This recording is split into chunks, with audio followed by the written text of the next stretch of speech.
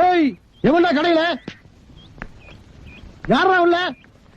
சாங்க அவனு போடுறா லைட் அவனு போடுறா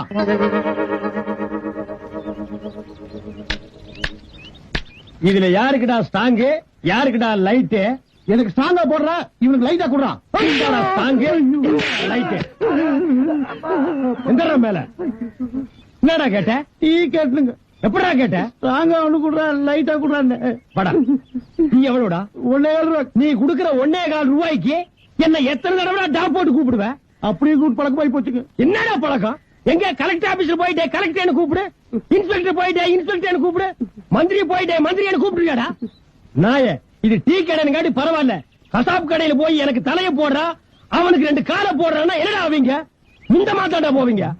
நாயங்களா இனிமே நாட்டுல எது கேட்டாலும் மரியாதையா கேட்டு பழகுங்கடா.